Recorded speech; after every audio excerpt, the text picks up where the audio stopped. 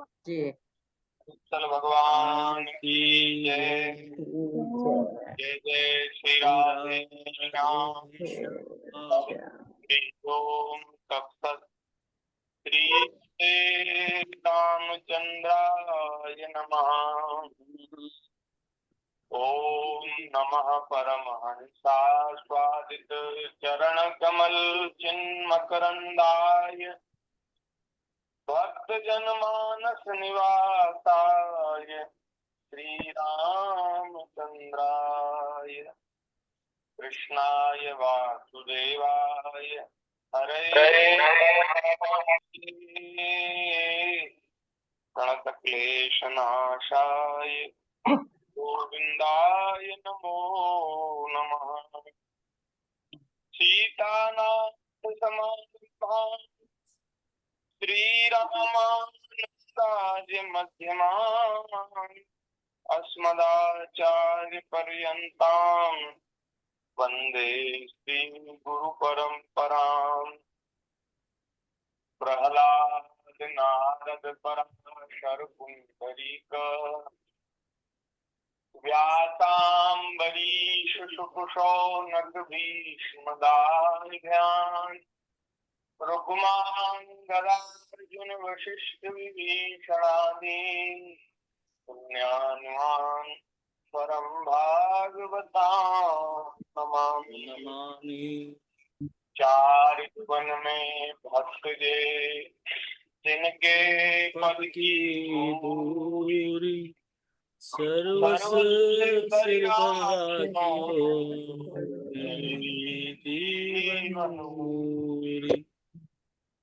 भक्त भक्ति भगवंत गुरु चतुर नाम वपु एक। इनके पद वंदन किए नाशे विघ्न अनेक। श्री राम जय जय राम।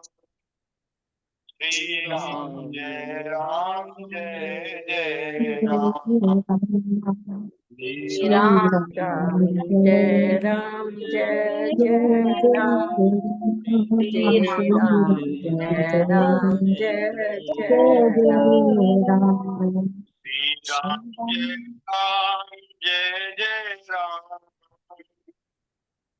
राम जय राम। श्री राम श्री राम जय राम जय जय राम। श्री राम जय राम जय जय राम। सीताराम जय सीताराम। सीताराम जय सीताराम। सीताराम सीताराम जय सीताराम। सीताराम जय सीताराम। राधे श्याम जय राधे श्याम। राधे श्याम जय राधे श्याम। राधे श्याम जय राधे श्याम। राधे श्याम जय राधे श्याम। जय जय श्याम जय जय श्याम। जय जय श्री वृंदावन धाम। जय जय श्याम जय जय श्याम। जय जय श्री वृंदावन धाम। जय गौ माता जय गोपाल भक्त वत्सल प्रभु दीन दयाल। जय जय गौ माता जय गोपाल भक्त वत्सल प्रभु दीन दयाल। भक्त वत्सल प्रभु दीन दयाल। भक्त वत्सल प्रभु दीन दयाल। श्री राम जय राम। श्री श्री राम राम जय राम जय जय राम। बोलिए सीता रामचंद्र भगवान की जय। जय श्री वृंदावन बिहारी लाल की जय। श्रीमद् भागवत महापुराण की जय। श्री सुखदेव जी महाराज की जय। श्री सद्गुरुदेव भगवान की जय। संतन की जय। सब हरि भक्तन की जय। जय जय श्री राधे राम। जय जय सीताराम। हर हर हर महादेव। नारायण नारायण नारायण। हरि शरणम भक्त वांछा कल्पतरु भक्त वत्सल शरणागत वत्सल दीन बंधु दया सिंधु असंख्येय कल्याण गुणगण निलय अकारण करुणा वरुणालय श्री वृंदावन बिहारिणी बिहारी जी हम सब लोगों के ऊपर अत्यधिक कृपा है, असीम करुणा है, जिसके फलस्वरूप हम सभी को श्रीमद् भागवत जी की मंगलमयी रसमयी चर्चा करने का और सुनने का अवसर प्राप्त हो रहा है। श्रावण का पवित्र महीना चल रहा है। शंकर जी की आराधना के उपासना के ये जो पवित्र दिन हैं, उन सब में हम लोग शंकर जी की आराधना करते हुए भागवत जी की कथा सुन रहे हैं। शंकर जी को बड़ी प्रिय है भागवत की कथा। भगवान की कथाओं के बड़े प्रेमी हैं हमारे भोले बाबा। निरंतर नाम गुण लीला में स्मरण में डूबे रहते हैं, खोए रहते हैं, उनकी समाधि लगी रहती है। तो ऐसे शंकर जी की आराधना के दिनों में हम श्रीमद् भागवत जी की चर्चा श्रवण कर रहे हैं और लगभग 1 साल से तो ज्यादा हो गया, 1 साल से ज्यादा हो गया। इसमें सब महीनों में हमने सत्संग किया।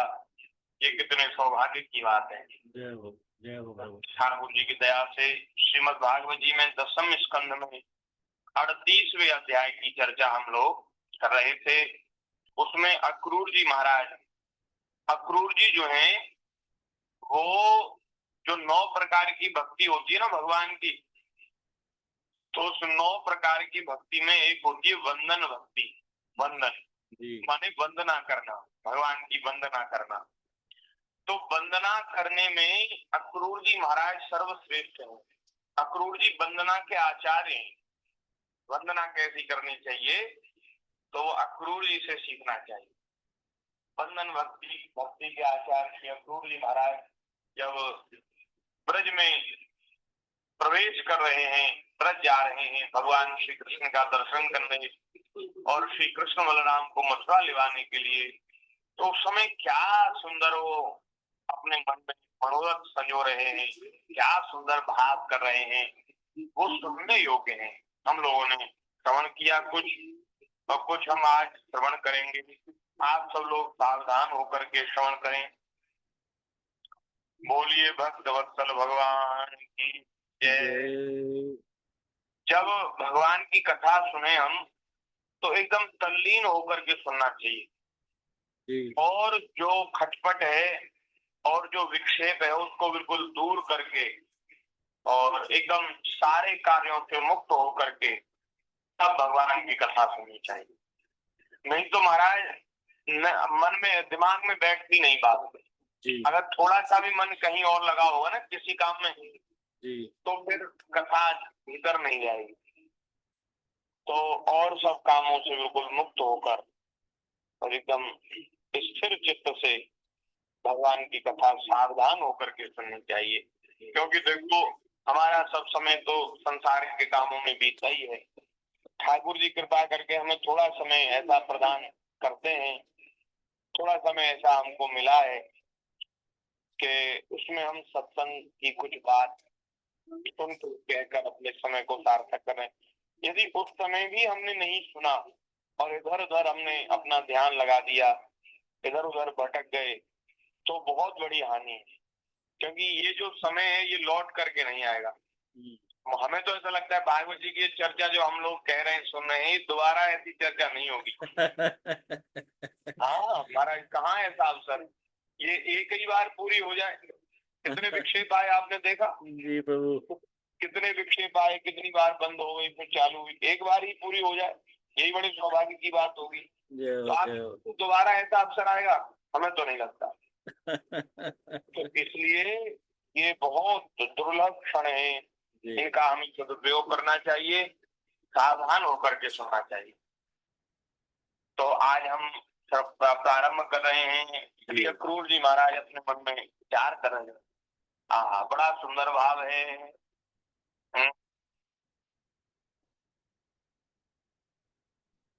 सुंदर श्लोक का एक उच्चारण कर लें। तम त्वद्यनूनम महता गतिम गुरुं त्रैलोक्यकांतम ऋषिमन्महोत्सवम् रूपम ददानम स्त्रियैतात्पदम्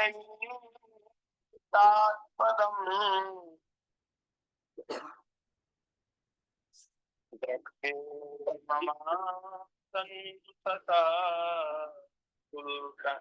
सुदर्शनाः। अक्रूर जी महाराज कह रहे हैं, इसमें संदेह नहीं कि आज मैं अवश्य ही उन्हें देखूंगा। मुझे ऐसा लग रहा है कि जैसे मुझे शुभ शकुन हो रहे हैं और जिस प्रकार से ये जो अवसर मेरे जीवन में आए हैं, तो मुझे ऐसा भरोसा हो रहा है कि मैं ठाकुर जी का दर्शन जरूर करूंगा। नहीं तो पहले तो उनको संदेह हो रहा था कि मुझ जैसे जीव को भी भगवान का दर्शन क्या होगा, तो मन में संदेह हो रहा था। तो महाराज वे कह रहे हैं कि नहीं नहीं, मुझे भगवान का दर्शन जरूर होगा। वे बड़े बड़े संतों और लोकपालों के भी एकमात्र आश्रय हैं, सबके परम गुरु हैं, और उनका रूप सौंदर्य तीनों लोगों के मन को मोह लेने वाला है। जो नेत्र वाले हैं उनके लिए वह आनंद और रस की चरम सीमा है। इस बात की चर्चा हम लोग बीते दिन कर रहे थे। जो रूप है वो महाराज आनंद और रस की चरम सीमाएं नेत्र वालों के लिए, नेत्रों के लिए सबसे श्रेष्ठ जो कोई दर्शन है तो वो भगवान का दर्शन है। सुदर्शना है, भगवान सुदर्शना है, सुंदर दर्शन है उनके। इसी से स्वयं लक्ष्मी जी भी जो सौंदर्य की अधीश्वरी हैं, सुंदरता की जो देवी हैं, वे लक्ष्मी जी भी महाराज भगवान को देखने के लिए तरसती रहती हैं, ललकती रहती हैं, उनके स्वरूप को प्राप्त करने के लिए लालायित रहती हैं। और इसीलिए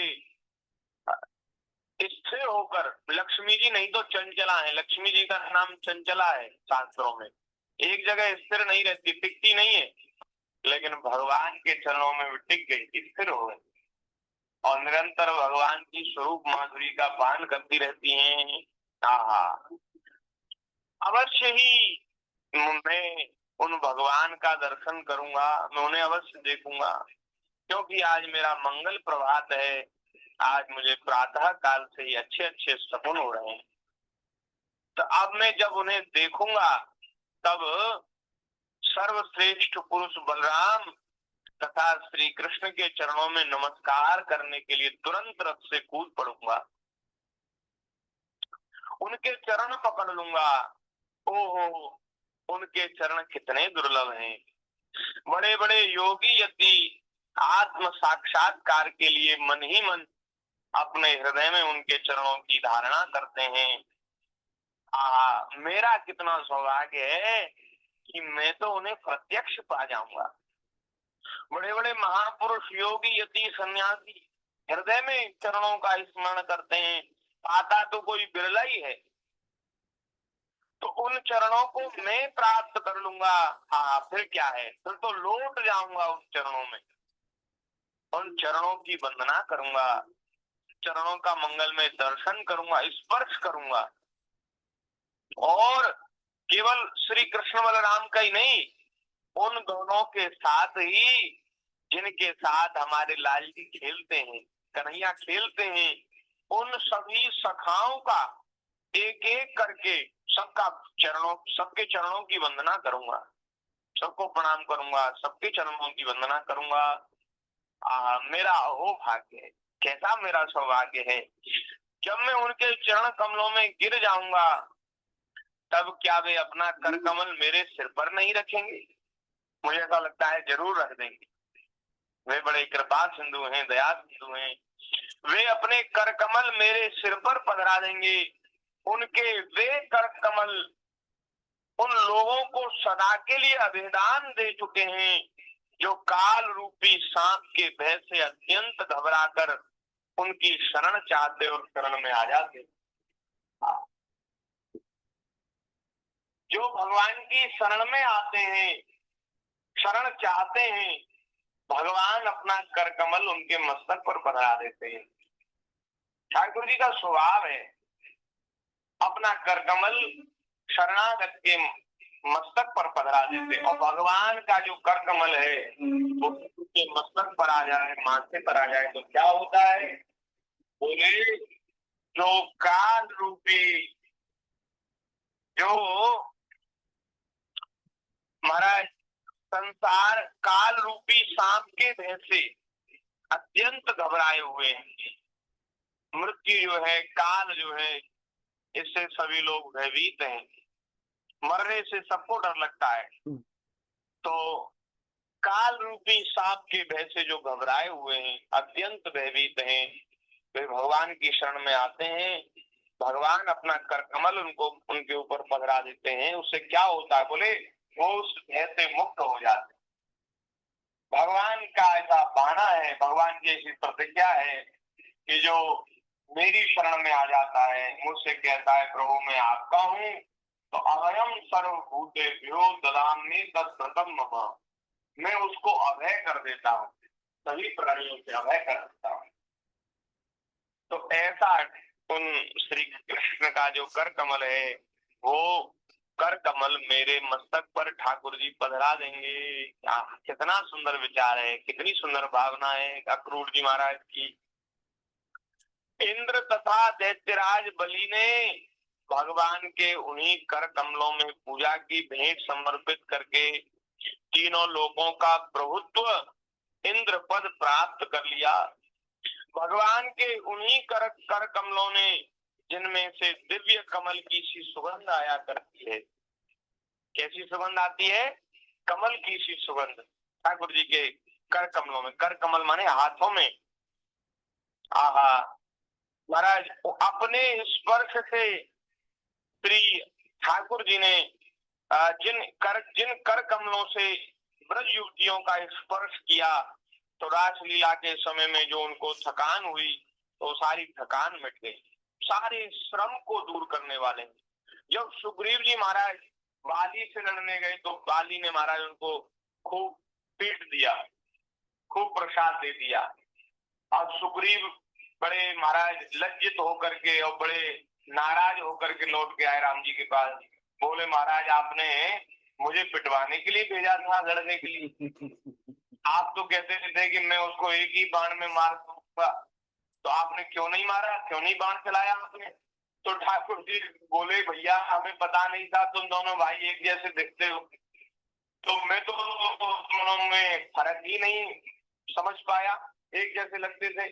अब मुझे भय था कहीं मैं बाण चलाऊं और गलती से तुमको लग गया तो महाराज बड़ा महाराज नुकसान हो जाएगा, मेरी बड़ी हानि हो जाएगी। मैंने तुमको अपना स्वीकार किया है, और मैं अपने जनों को, अपने भक्तों को तो उनके ऊपर कृपा करके उनका कल्याण करता हूँ, मैं उनको मारता थोड़ी हूँ। तो इसलिए मैं, मुझसे अपराध हो जाता, इसलिए मैंने नहीं किया, मैं जान पाया। तो सुग्रीव जी बोले, हाँ महाराज ये तो बात आपकी सही है, तर्क संगत है। तो बोले लेकिन अब मुझे दोबारा लड़ने का साहस नहीं है। बोले दोबारा आप मुझे भेज रहे हैं तो मैं कैसे जाऊं, मेरा बिल्कुल शरीर चकनाचूर हो रहा है, उतने घूसा मारे हैं मुझ में कि मैं लड़ने की शक्ति मुझ में नहीं। तो ठाकुर जी ने क्या किया, अपने कर कमल से सुग्रीव के शरीर का स्पर्श कर दिया। तो उनके शरीर में जो चोट लगी थी, जो कष्ट था, वो सब दूर हो गया और महाराज उनका शरीर वज्र के समान हो गया, बहुत कठोर हो गया। सुग्रीव से कहा कि अब तुम भय मत करो, अब की बार जाओ और अब की बार महाराज तुम लड़ोगे तो मैं बाली का जरूर वध कर दूंगा। तो ठाकुर जी ने माला पहनाई उनको, माला पहना करके माला धारण कर रखोगे तो मैं तुम्हें पहचान लूंगा कि सुग्रीव है, ये बाली है। तो पुष्प की माला धारण करा करके तब भेजा, फिर बाली का वध किया, वो सब लीला है। तो हम ये कहना चाहते हैं भगवान अपने कर कमल से श्रम भी हर लेते हैं और पीड़ा भी हर लेते हैं। कोई शरीर में पीड़ा है, कष्ट है, वो भी हर लेते हैं। यह सब रोग शोक ठाकुर जी दूर कर देते हैं। पर बात ये है कि भगवान को हमें पुकारना होना चाहिए। यदि ठाकुर जी को हम पुकारना सीख गए तो फिर सब आदि व्याधि भगवान दूर कर देते हैं। हमने ऐसा महापुरुषों के जीवन में पढ़ा है, सुना है कि बहुत ऐसा रोग था कि महाराज उसके कारण बहुत कष्ट था, तो वो रोग भगवान ने कृपा करके दूर कर दिया। ऐसा महाराज होता है। तो लेकिन अब बात यह है कि हमारा विश्वास नहीं है, हमारा भरोसा नहीं है। हम जब हमारे ऊपर कोई संकट आता है तो डॉक्टरों को याद करते हैं, अपने नातेदार रिश्तेदारों को याद करते हैं। लोग बीमार हो जाते हैं ना, लोग तो बीमार हो जाते हैं तो रिश्तेदारों को याद करते हैं, अरे हमें देखने वो नहीं आया, हमें देखने वो नहीं आया। अरे वो क्या तुम्हारा बीमारी ठीक कर देगा? हम तो कहते हैं भाई देखो, वैसे व्यवहारिक बात नहीं है, व्यवहार ऐसा नहीं कहता, लेकिन ऐसा मेरा विचार है कि कोई बीमार है, अस्पताल में है, तो उसको क्या देखने जाना, हमारे देखने से क्या ठीक थोड़ी हो जाएगा? वो डॉक्टर दवाई देंगे, उसका इलाज करेंगे, उससे ठीक होगा। हाल चाल अब सब फोन से मिल जाता है, तो वैसे जाना आना चाहिए, ये अच्छी बात नहीं है। पर ऐसे ही महाराज, ऐसा हमें ऐसा लगता है। तो ऐसा महाराज, यदि हम उस समय, रोग के समय, कष्ट के समय यदि भगवान का स्मरण करें तो हमारा ऐसा विश्वास है कि जरूर श्री ठाकुर जी कृपा करते हैं और अपने कर कमल के स्पर्श से, अपने नेत्रों से ही, कृपा करना भरी नजर से ही ठाकुर जी अपना स्मरण करने वाले के सब रोग शोक दुख दूर कर देते हैं। ऐसा होता है। एक बार हमारे महाराज जी सुनाते हैं कि हमारे दादा गुरुदेव श्री भक्तमाली जी महाराज, वो गंगा सागर तीर्थ में, उस समय महाराज वहाँ बहुत जंगल था, वहाँ लोग इतने ज्यादा आते जाते नहीं थे। गंगा सागर में जहाँ कपिल भगवान का आश्रम है, तो कपिल भगवान के उस आश्रम में कपिल भगवान की सेवा हमारे दादा गुरुदेव करते थे गंगा सागर तीर्थ में। तो महाराज जी कहते हैं कि दिन में तो कोई 2-4 लोग दर्शन करने आते थे, लेकिन रात में तो वहां कोई दूर दूर तक कोई गांव नहीं था। तो एक बार रात्रि में हमारे महाराज जी के, दादा गुरुदेव भगवान के पेट में बहुत जोर का दर्द हुआ। पहले भी दर्द होता था, पहले भी पेट में कोई ऐसी पीड़ा थी महाराज जी के, वो कोई बार बार दर्द कभी कभी होता था। तो बहुत तेज दर्द हुआ और उस समय महाराज, अब रात्रि में कहाँ जाएं, किससे कहें। एक साथ और थे, वो सोए हुए थे। तो महाराज जी ने कहा कि किसी को नहीं बुलाना, न किसी से कहना, ठाकुर जी से ही कहेंगे। हमारे तो ठाकुर जी हैं, और किससे कहें। तो ठाकुर जी का स्मरण किया, बहुत पीड़ा थी, बहुत कष्ट था। तो जैसे ही ठाकुर जी का स्मरण किया, राम राम किया, नहीं ये नहीं कहा कि आप हमारा कष्ट दूर कर दो, तो भगवान का स्मरण करने लगे। जैसे ही ठाकुर जी का स्मरण हुआ तो तो महाराज जी बोले वो दर्द महाराज न जाने कहाँ चला गया, और फिर पेट में कभी दर्द ही नहीं हुआ। जो कई साल से परेशान कर रहा था, बार बार होता था, तो पेट में कभी दर्द नहीं, ऐसा महाराज जी सुनाते, हमारे गुरुदेव सुनाते। तो हरि हरि स्मृति ही सर्व विपद विमोक्षणम, भगवान की स्मृति सारी विपत्तियों को दूर करने वाली, ये बात शास्त्रों में लिखी। भगवान का स्मरण हो जाए तो सारे कष्ट दूर हो जाए, उस क्षण शांति मिल जाए, भले ही वो फिर दोबारा परेशानी हो जाए, लेकिन उस क्षण तो शांति मिलती ही है। इसलिए आप लोगों के किसी के जो सुनने वाले हैं उन सबसे हम ये बात कह रहे हैं कि आपके जीवन में कभी ऐसा क्षण आए कि बहुत ऐसा लगे कि अब किससे कहें, कहाँ जाएं, क्या करें, उस समय भगवान का स्मरण करना, और उस समय आप ये अनुभव करेंगे कि हमें उस समय शांति मिली, उस समय हमें उस कष्ट से निवृत्ति हुई। फिर बाद में डॉक्टर को दिखाओ, जांच कराओ, इलाज कराओ, दवाई लो, वो सब करो, ठीक है, लेकिन भगवान का स्मरण करना चाहिए। वे कह रहे हैं कि श्री अक्रूर जी कह रहे हैं आज मैं भगवान का दर्शन करूंगा, भगवान अपने कर कमल मेरे मस्तक पर बधरा देंगे। वे भगवान के कर कमल अपने भक्तों के भय को दूर करने वाले हैं, ब्रज युवती ब्रज गोपियों की श्रम को हरने वाले हैं। आगे कह रहे हैं मैं कंस का दूत हूँ, उसी के भेजने से उनके पास जा रहा हूँ। तो कंस जो है भगवान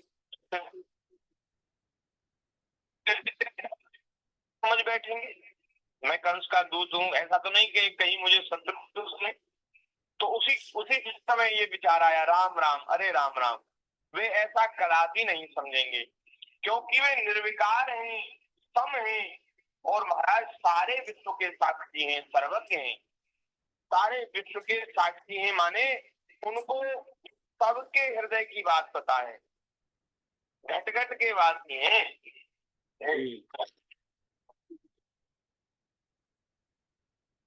सर्वज्ञ हैं, सब कुछ जानते हैं, और चित्त के बाहर भी हैं और भीतर भी हैं, तो उनसे तो कोई चेष्टा छुपी नहीं। वे ये समझ लेंगे, जान लेंगे कि ये अक्रूर तो मेरा सेवक है, मेरा दास, तब मेरी शंका व्यर्थ है। अगर यही मैं उनके चरणों में हाथ जोड़कर विनीत भाव से खड़ा हो जाऊंगा, वे मुस्कुराते हुए दया भरी स्निग्ध दृष्टि से मेरी ओर देखेंगे, उस समय मेरे जन्म जन्म के समस्त अशुभ संस्कार उसी क्षण हट जाएंगे। जब वे करुणा भरी निगाह से मेरी ओर देखेंगे तो क्या होगा, बोले जन्म जन्म के सारे अशुभ संस्कार जो कष्ट देने वाले, दुख देने वाले हैं, वो अशुभ संस्कार उसी क्षण नष्ट हो जाएंगे, और मैं निशंक होकर सदा के लिए परमानंद में मग्न हो जाऊंगा।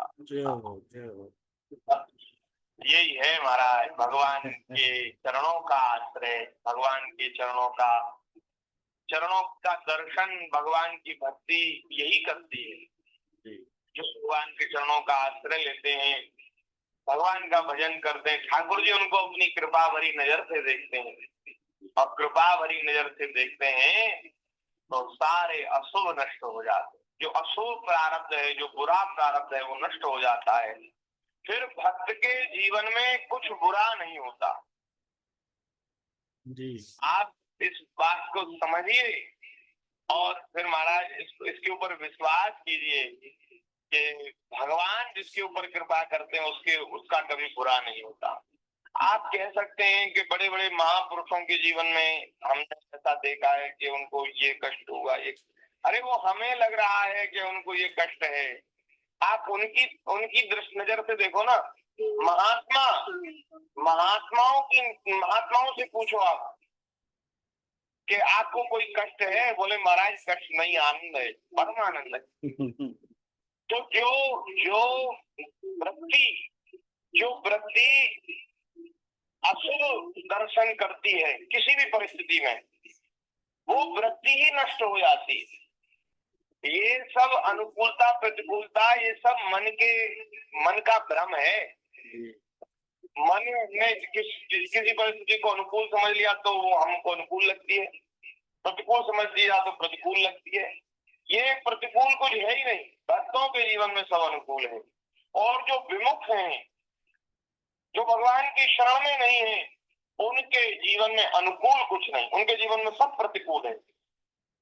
उनको कुछ भी मिल जाए, कुछ भी प्राप्त हो जाए, वो कभी ये नहीं कह सकते कि हाँ हम धन्य हो गए, हम कृतार्थ हो गए, अब हमें कुछ नहीं चाहिए। इसका मतलब ये है कि उनके जीवन में सिर्फ प्रतिकूलता नहीं जाती, और महापुरुषों के जीवन में कभी प्रतिकूलता आती नहीं। जो भगवान की शरण ले लेते हैं, भगवान की भक्ति करते हैं, भगवान की कृपा भरी नजर के पात्र बन जाते हैं, भगवान के ऊपर अपनी कृपा दृष्टि कर देते हैं, उनके जीवन में फिर कभी अमंगल होता ही नहीं, अशुभ होता ही नहीं, उनके जीवन में कभी बुराई नहीं होता, सब बढ़िया होता है। इसीलिए तो कहते हैं महापुरुष, जो हुआ तो बढ़िया ही हुआ, जो हो रहा है तो बढ़िया हो रहा है, और जो आगे होगा वो भी भगवान की कृपा से बढ़िया ही होगा, अच्छा ही होगा। ये बात तो ऐसी बात जब जीवन में आ जाती है तो फिर तो अक्रूर जी कह रहे हैं मैं निशंक हो जाऊंगा, फिर भय नहीं रहेगा। अभी हम भयभीत होते हैं, इसलिए होते हैं कि अभी तो थोड़ी अनुकूलता है, हम सोचते हैं कहीं ऐसा ना हो जाए, कहीं वैसा ना हो जाए, कहीं ये ना हो जाए, कहीं वो ना हो जाए। तो आगे अब जो भावी प्रतिकूलता हमारे जीवन में आने वाली, उसको सोच सोच कर हम भयभीत होते रहते हैं। तो जो भक्त होते हैं ना, वो सोचते हैं आगे और अब जो हो रहा है उससे भी बढ़िया आगे होने वाला है, तो उनको उनको भय नहीं रहता, शंका नहीं रहती, निशंक हो जाते, निश्चिंत हो जाते हैं और परमानंद में मग्न हो जाते हैं। तो मैं परमानंद में मग्न हो जाऊंगा। मैं, अक्रूर जी कह रहे मैं उनके कुटुंब का हूँ और उनका अत्यंत हित चाहता हूँ, उनके सिवा और कोई मेरा आराध्य देव भी नहीं। ये अक्रूर जी जो है ये यदुवंशी ही है। अच्छा। हाँ, ये रिश्ते में भगवान के चाचा लगते हैं। अच्छा जी। वसुदेव जी जो हैं भगवान के पिताजी, उनके ही परिवार के ही सदस्य हैं, तो चाचा लगते हैं। तो वे कह रहे हैं मेरे तो आराध्य देव भी भगवान है। ऐसी स्थिति में वे अपनी लंबी लंबी बाहों से पकड़कर मुझे अवश्य ही अपने हृदय से लगा लेंगे। मुझे अपनी भुजाओं में भर लेंगे, हृदय से लगा लेंगे। उससे मेरी देह पवित्र हो जाएगी, और मेरी देह तो पवित्र हो ही जाएगी, वह दूसरों को पवित्र करने वाली बन जाएगी। और उसी समय उनका आलिंगन प्राप्त होते ही मेरे कर्म में बंधन, जिनके कारण मैं अनादिकाल से भटक रहा हूँ, टूट जाए। तो ये पूरा एक क्रम है। अब सबसे पहले कह रहे हैं भगवान के चरणों का दर्शन करूंगा, भगवान के चरणों में लौट जाऊंगा, प्रणाम करूंगा, फिर भगवान मेरे मस्तक पर अपना कर कमल पधरा देंगे, उससे मैं सभी भयों से मुक्त हो जाऊंगा, काल रूपी व्याल के भय से मुक्त हो जाऊंगा। फिर उसके बाद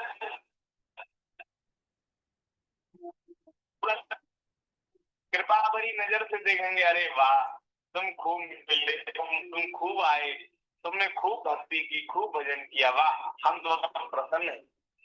तो अपनी प्रेम भरी कृपा से देखेंगे तो बोले मेरे सारे खूब नष्ट हो जाएंगे, सारा जो अशुभ प्रारब्ध है नष्ट हो जाएगा, मैं निशंक हो जाऊंगा और मैं परमानंद में मग्न हो जाऊंगा, जैसे ठाकुर जी देखेंगे। उसके बाद क्या होगा?